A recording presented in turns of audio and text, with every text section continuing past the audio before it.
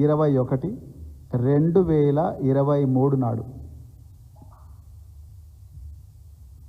సాయంత్రం 6:30 మేడిగడ్డ బ్యారేజ్ దగ్గర పెద్ద ఎత్తున శబ్దాలు వినిపించినాయి అని చెప్పి, దాదాపు ఈ శబ్దాలు 2 కిలోమీటర్ల మేర వినిపించినాయి అని చెప్పి, ఆనాడు ఆ ప్రాంతంలో క్యాంపులో ఉన్న ఒక అసిస్టెంట్ ఇంజనీర్, ఆయన పేరు రవికాంత్, ఈ అసిస్టెంట్ ఇంజనీరు మహదేవ్పూర్ పోలీస్ స్టేషన్లో కంప్లైంట్ ఇస్తాడు.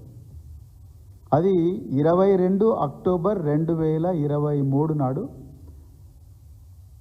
174/2023 ఆఫ్ మహదేవ్పూర్ పోలీస్ స్టేషన్. ఆ క్రైమ్ నెంబర్తో ఈ కేసు రిజిస్టర్ అవుతుంది. Prevention of destruction of public property act కింద ఈ కేసు రిజిస్టర్ చేస్తారు. ఇంకా ఐపీసీ సెక్షన్లతో రిజిస్టర్ చేస్తారు. అందులో ఆ ఇంజనీర్ గారు ఇచ్చిన కంప్లైంట్లో చాలా స్పష్టంగా భారీ ఎత్తున శబ్దాలు వినిపించినాయి. అదేవిధంగా దీని వెనుక ఎవరో అన్నోన్ అఫెండర్స్ ఉన్నారు, అంటే అసాంఘిక శక్తులు ఉన్నారని ఆ ఇంజనీర్ గారు కంప్లైంట్ ఇవ్వడం జరిగింది. ఎఫ్ఐఆర్ 2023 అక్టోబర్ 22 నాడు మహదేవ్పూర్ పోలీస్ స్టేషన్లో రిజిస్టర్ అయింది. అప్పటి నుండి ఇప్పటి వరకు ఆ కేసు మీద ఎలాంటి పరిశోధన లేదు. మరి నిజంగా డ్యాము కుంగిపోతే పేలుళ్ల శబ్దాలు రావు. మీరు ప్రపంచంలో ఇదంతా రీసెర్చ్ చేసి వచ్చే మాట్లాడుతున్న మిత్రులారా, నేనేదో అభాండాలు వేయడానికి, బీజేపీ కాంగ్రెస్ మీద అభాండాలు వేయడానికి రాలేదు. ఆధారాలతో సహానే ఈరోజు ఈ ముఖ్యమైన ప్రెస్ మీట్కి వచ్చిన నేను. అంటే కేసీఆర్ గారిని, బీఆర్ఎస్ పార్టీని బదనాం చేయడానికి ఎంత ఘోరమైన స్థాయికైనా ఆనాడు అధికారం కోసం అర్రులు జాచిన మరి కాంగ్రెసులు, బీజేపీలు దిగజారింది అనేది చెప్పడానికి నేను ప్రయత్నం చేస్తున్నాను. మరి ఇక్కడ శబ్దాలు ఎందుకు వచ్చినాయనే విషయం మీద ఎవరు కూడా చూడలేదు. అదేవిధంగా ఈ అన్నోన్ అఫెండర్స్, అంటే అసాంఘిక శక్తుల వల్లనే ఇది జరిగింది అన్న కోణంలో ఇంతవరకు ఎవరు కూడా దీన్ని చూడడం లేదు.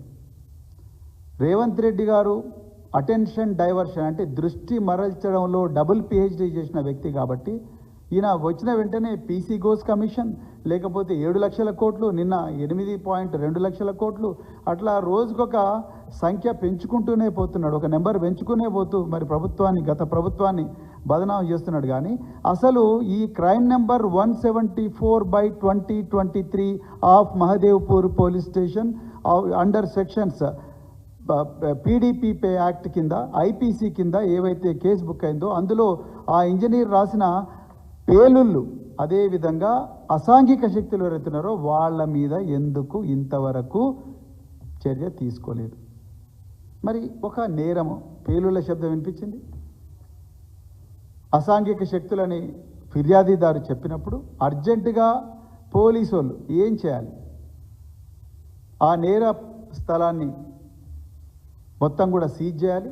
సీజ్ చేసిన తర్వాత అక్కడ మరి పేలుళ్ళు అన్న తర్వాత అక్కడ ఎక్స్ప్లోజన్ ఉంటుంది. ఆ ఎక్స్ప్లోజన్ ఎందుకు వచ్చింది? దానికి ఏమైనా జిలెటిన్ స్టిక్స్ పెట్టినరా ఎవరైనా? కంట్రోల్డ్ ఎక్స్ప్లోజన్, బిల్డింగులు కూలగొట్టడానికి చిన్న చిన్న డిటనేటర్స్, జిలెటిన్ స్టిక్స్ పెట్టి కంట్రోల్డ్ ఎక్స్ప్లోజన్ ఎవరైనా చేసినరా? చేస్తే అక్కడ ఉండే earth samples, dog squad, bomb detection squad, clues team, ఇవన్నీ కూడా నేర స్థలానికి పోవాలి. ఇవేవి అక్కడ జరగలేదు. అదేవిధంగా మరి ఈ కాళేశ్వరం ప్రాజెక్టు మామూలు ప్రాజెక్టా కాదు, ప్రతిష్టాత్మకమైన ప్రాజెక్టు. ఎన్నో సంవత్సరాలు, ఎన్నో గంటలు, ఎన్నో వారాలు, రాత్రింబవళ్ళు ఇంజనీర్లందరూ కూడా శ్రమించి దాదాపు 12 పర్మిషన్స్ గవర్నమెంట్ ఆఫ్ ఇండియా నుంచి తీసుకొచ్చి ఒక ఇండిపెండెంట్ ఏజెన్సీని పెట్టి, ఒక విజిలెన్స్ ఏజెన్సీనే ఇంటర్నల్గా పెట్టి ప్రతిరోజు కూడా క్వాలిటీ కంట్రోల్ చేసిన మరి ఈ ప్రాజెక్టు, కాళేశ్వరం ప్రాజెక్టు ఎంత గొప్పగా డిజైన్ చేయబడ్డదంటే 1900